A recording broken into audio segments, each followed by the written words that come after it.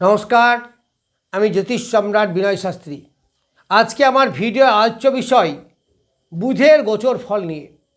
বুধ আগামী 22শে জুন 2026 মিথুন রাশি থেকে কর্কট রাশিতে প্রবেশ করছে এবং এখানে 22শে আগস্ট পর্যন্ত থাকবে। অবশ্য মাঝে কিছুদিনের জন্য বক্রী হয়ে আবার মিথুনে যাবে। তো যাই হোক, এই 22শে আগস্ট পর্যন্ত বুধ বৃশ্চিক রাশি বা লগ্নের জাতক জাতিকাদের কীরূপ প্রভাব বিস্তার করবে বা কীরূপ প্রভাবিত করবে। তাই বুধ আমরা জানি দারুণ মূল্যবান একটা গ্রহ, কারণ সে স্মৃতিশক্তি, বিদ্যা, বুদ্ধি, জ্ঞান, আমাদের ব্রেনে ধরে রাখার যে অ্যাবিলিটি বা ক্ষমতা, বাল্যকাল, ব্যবসা বাণিজ্য, এইগুলো সব কন্ট্রোল করে। তো যাই হোক, মূলত বুদ্ধি, ব্রেন, স্মৃতিশক্তি।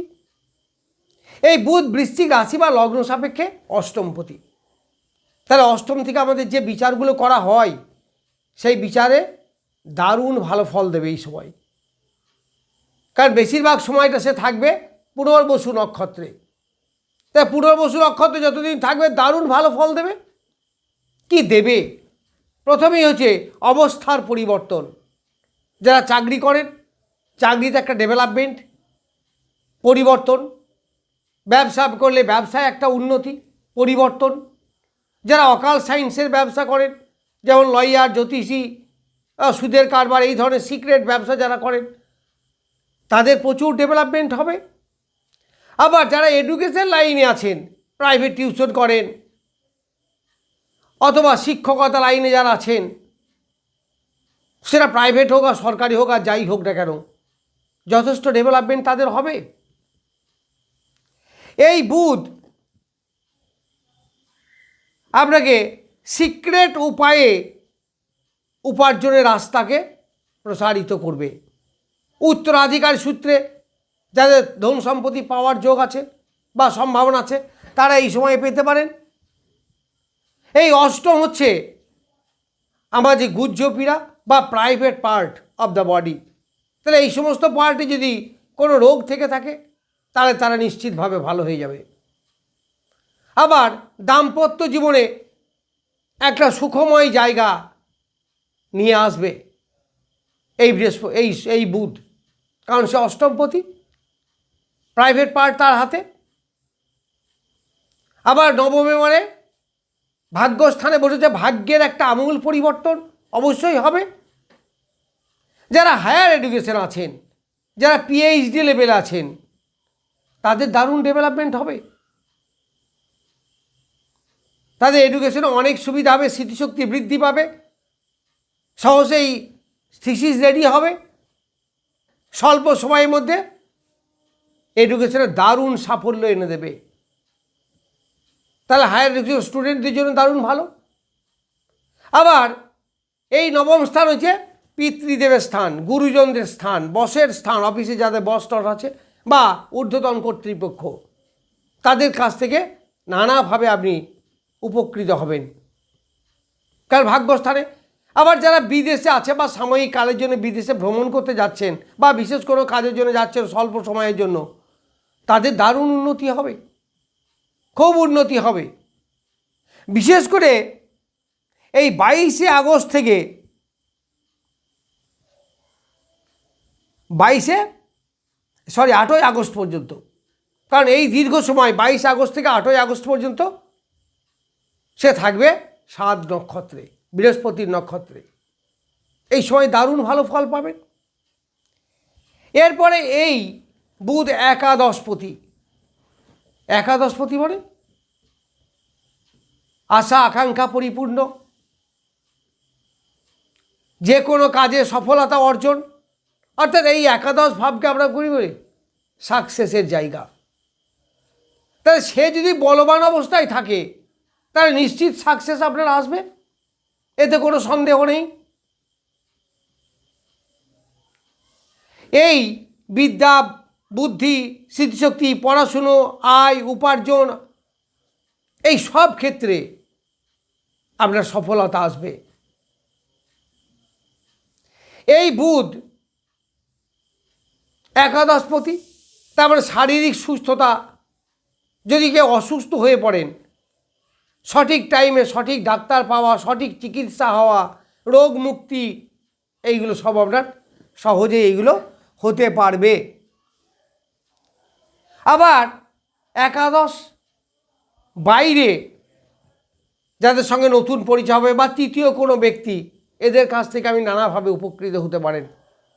সমাজে মান সম্মান আপনার বৃদ্ধি হবে, বুদ্ধির প্রকাশ বা বিকাশ এই সময়ে হবে। যারা বালক বাচ্চা ছেলে তাদের শরীর স্বাস্থ্য ভালো থাকবে। যারা বাচ্চা এডুকেশন, ছোট ছেলে, তাদের এডুকেশনেও প্রচুর ডেভেলপমেন্ট হবে। মূলত শরীর স্বাস্থ্য যথেষ্ট ভালো থাকবে। আবার এই বুধ তার দৃষ্টি পড়ছে বৃশ্চিক রাশি বা লগ্নের তৃতীয় স্থানে। তার তৃতীয় স্থান থেকে আমাদের নিজ চেষ্টা, যারা প্রোডাকশন ব্যবসা করেন, যারা লেখালেখি কাজ করেন, যারা বুদ্ধি ব্রেন খাটিয়ে কাজ করেন, শখ আহ্লাদ পরিপূর্ণ হওয়া, জীবনের পরিবর্তন, মাধ্যমিক এডুকেশন, এই সমস্ত জায়গায় কিন্তু যথেষ্ট সফলতা অর্জন করতে পারবে। এইবার এই বুধ বক্রী হবে মাঝে 29শে জুন এবং মিথুনে থাকবে, তারপরে আবার মার্গী হয়ে আবার ফিরে আসবে 23শে জুলাই। এই সময় তাহলে বুধ থাকবে কোথায়? তার স্বক্ষেত্রে অষ্টম স্থানে। তার স্বক্ষেত্রে বুধ, কিন্তু এই নক্ষত্র কিন্তু পুনর্বসু নক্ষত্রই থাকবে। তাহলে যথেষ্ট ডেভেলপমেন্ট এই সময় আপনারা পাবেন। ওই জিনিসগুলো যেগুলো বললাম ওইগুলোই পাবেন, কারণ অষ্টমপতি অষ্টমে, শরীর স্বাস্থ্য ভালো থাকবে, যেটাকে আমরা অষ্টমপতি অষ্টমে মানে বেশ বলবান, আয়ু বৃদ্ধি হওয়া।